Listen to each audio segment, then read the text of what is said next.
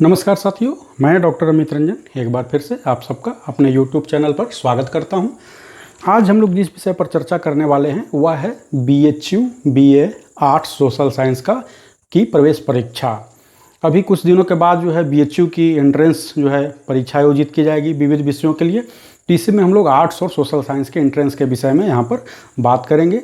परीक्षा का पैटर्न एवं प्रीवियस ईयर क्वेश्चंस तथा साथ ही साथ 2006 में जो मैंने एग्ज़ाम दिया था तो उससे जो मेरे अनुभव थे उसके आधार पर कुछ महत्वपूर्ण तथ्य।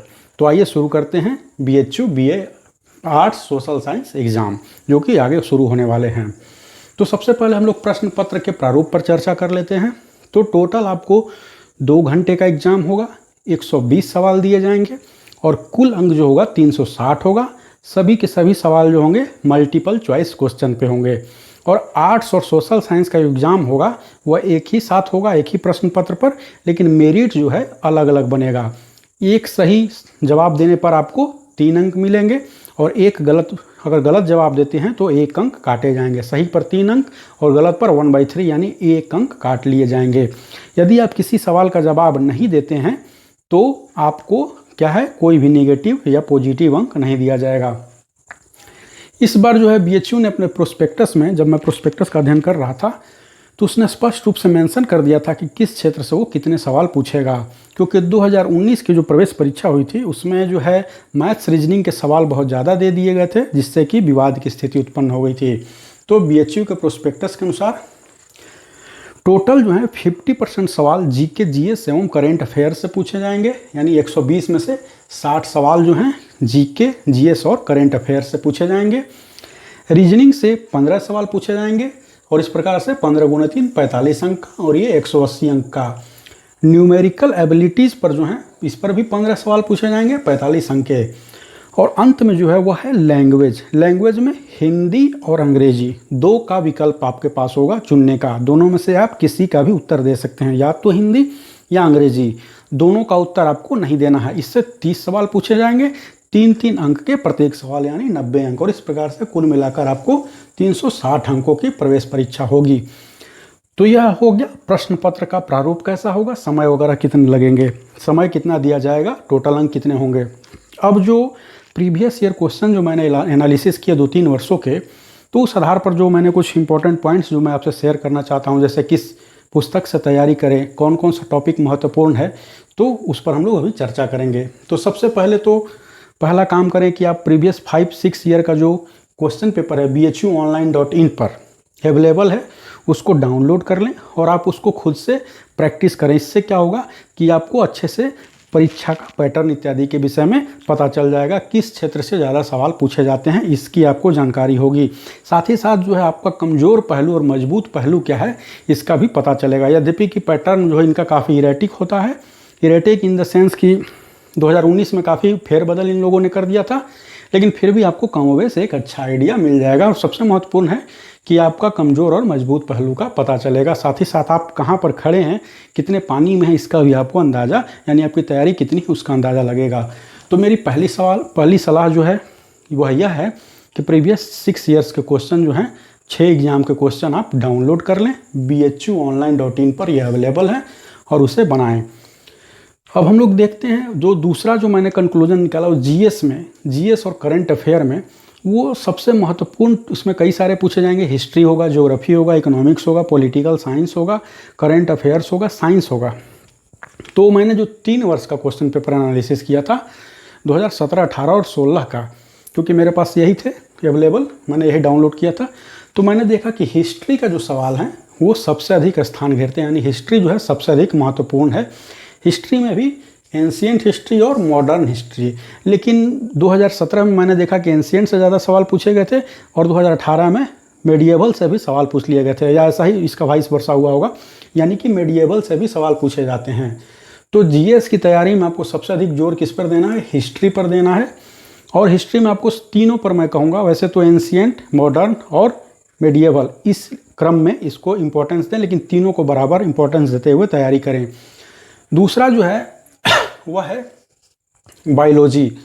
बायोलॉजी से भी अच्छे खासे मात्रा में सवाल पूछे गए हैं, तो बायोलॉजी पर भी आप इस पर जोर दे सकते हैं।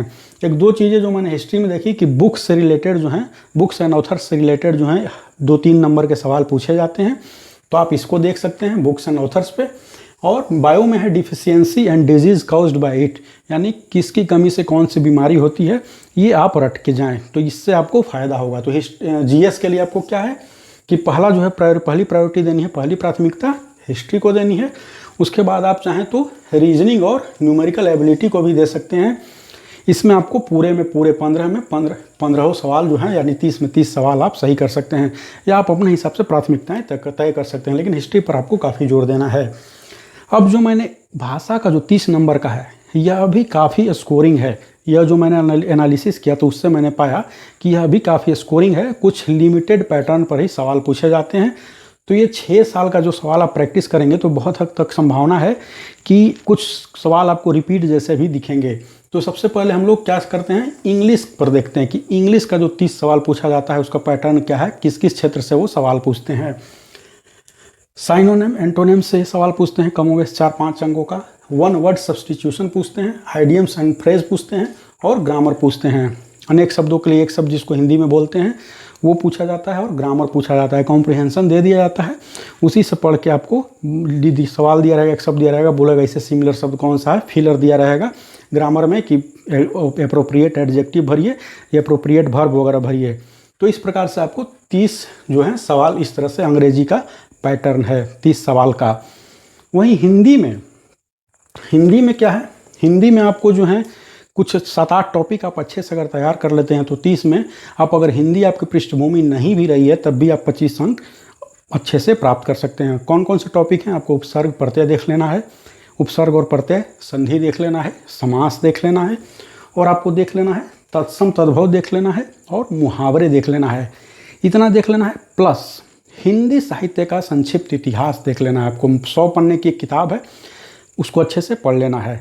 इतना कर लेंगे आप तो 30 में 25 अंक आपकी गारंटीड रूप से आएंगे, क्योंकि इसी से घुमा फिरा कर उपसर्ग प्रत्यय संधि समास जो है, और इसी से सवाल, और हिंदी साहित्य का संक्षिप्त इतिहास, इसी से सवाल पूछे जाते हैं।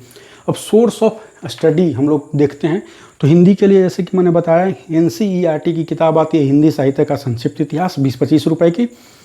अगर वो मिलता है ओरिजिनल तो ठीक है, अथवा उसकी फ़ोटोकॉपी काफ़ी मिलती है, उसको आप रट लें, बहुत अच्छा। आपको जो हिंदी साहित्य का एक इतिहास से एक भी सवाल आपको नहीं छूटेगा।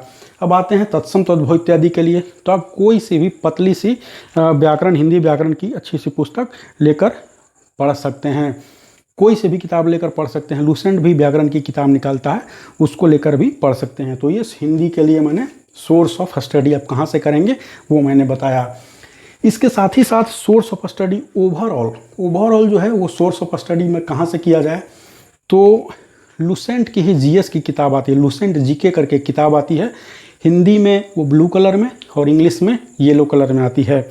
तो आपको पूरा नहीं पढ़ना है, वो पूरा पढ़ लेंगे तो आपको बीपीएससी और स्टेट पीसीएस का पीटी भी निकल जाएगा, और बहुत अच्छे अंकों से निकलेगा। बीपीएससी पीटी की तैयारी के लिए लोग उसका उपयोग करते हैं। काफ़ी मोटी बुक है, 500-600 पन्नों के, काफ़ी फैक्ट दिया हुआ है। लेकिन मेरा सलाह, अगर आप पूरा उसको पढ़ लेते हैं तो बहुत अच्छी बात है, वेल एंड गुड, ठीक है।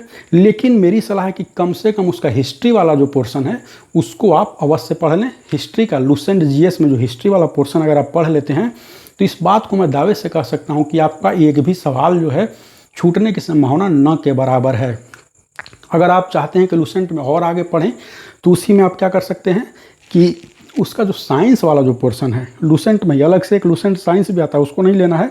लूसेंट में साइंस का जो पोर्शन है उसको अच्छे से आपको देख लेना है।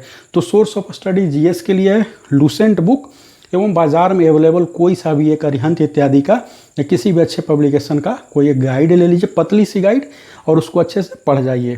तो ये मेरी सलाह थी सोर्स ऑफ, क्या कहते हैं कि आप मटेरियल, किसका मटेरियल का उपयोग करें। अब आते हैं कट ऑफ पे और हॉस्टल इत्यादि पे। तो बीएचयू का जो कट ऑफ है, सिर्फ एडमिशन के लिए जो कट ऑफ है वो काफ़ी ऊंचा जाता है। मैं संभवतः पिछली बार का 174 गया था जनरल का कट ऑफ, और मुझे लगता है कि मोटा मोटी यही कट ऑफ रहता है। 2006 में जो मैंने एग्ज़ाम दिया था तो उस दौरान भी लगभग कट ऑफ यही गया था। और बीएचयू के इंट्रेंस में मुझे लगता है कि मोटा मोटी, और इससे आपको 350 360 में 174 अच्छा खासा कट ऑफ है। लेकिन सिर्फ कट ऑफ क्लियर करना ही आपका उद्देश्य इसलिए भी नहीं होना चाहिए, और बहुत अधिक अंक लाना आपका उद्देश्य इसलिए भी होना चाहिए कि मेरे समय में टॉप 10 में आने पर BHU कैंपस के अंदर बिरला हॉस्टल है, कैंपस के अंदर ही हॉस्टल मिल जाया करता था। टॉप 10 में मैं भी था ईश्वर की कृपा से, और मुझे हॉस्टल वहाँ मिल गए थे, क्योंकि अगर हॉस्टल में आप रहते हैं तो आपकी बहुत सारी समस्याओं का समाधान इसी तरह से ऐसे ही हो जाएगा। तो BHU का कट ऑफ बहुत ऊँचा जाता है। हॉस्टल लाने के लिए आपको और भी ज़्यादा और भी अधिक अंक प्राप्त करने होंगे, तो आप अच्छे खासी इसमें तैयारी आपको करनी है।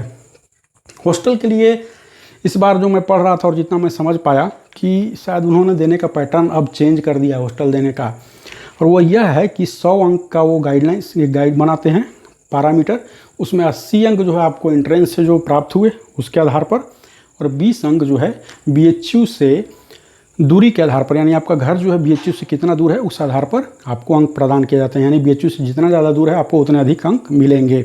इसको आप एक बार थोड़ा सा देख लीजिएगा 2020 में ये पैरामीटर है कि नहीं। मैं मेरे हल्की और सही निगाहों से मैंने जो इसे देखा था, तो हॉस्टल का भी पैरामीटर यही है।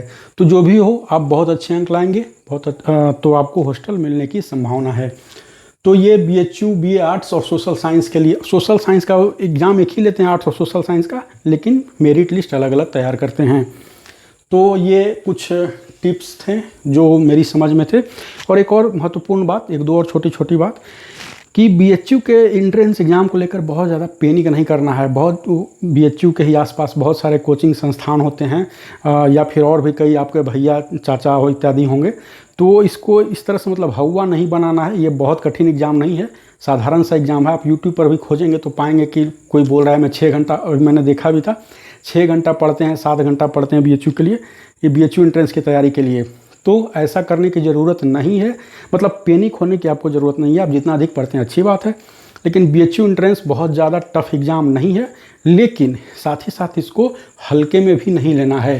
क्योंकि कई वर्षों के बाद जब मैं इधर अभी 2 दिन पर आज जो सब प्रश्न पत्र का एनालिसिस कर रहा था, तो मुझे प्रश्न पत्र स्तरीय लगे थे। संभवतः इस कारण से भी कि मैं बहुत दिनों से पढ़ाई GK GS के टच में अब नहीं हूँ, बहुत ज़्यादा मतलब फैक्चुअल अब जानकारी मेरे पास नहीं है। तो कहने का मतलब है अति से बचना है ना। तो ये बहुत ज़्यादा टफ है जो BHU लंका पे आसपास जो बहुत ज़्यादा कोचिंग वगैरह जो हुआ क्रिएट किए रहेंगे ताकि आप उनके यहाँ जाकर पढ़ें, ऐसी स्थिति भी नहीं है। और ना ही इसको हल्के में लेना है, हल्के में भी लेना नहीं है, क्योंकि प्रश्न पत्र जो मैंने देखा उस हिसाब से वो काफ़ी स्तरीय प्रश्न पत्र था। तो ये BHU के BA आर्ट्स और सोशल साइंस के एग्ज़ाम से संबंधित मेरे कुछ टिप्स थे, तो मैंने आपसे शेयर किए। अगर आपको ये फ़ायदेमंद लगता है तो आप अपने मित्रों को भी दिखलाइए, क्योंकि ज्ञान बांटने से बढ़ता है। जय हिंद, जय भारत, धन्यवाद।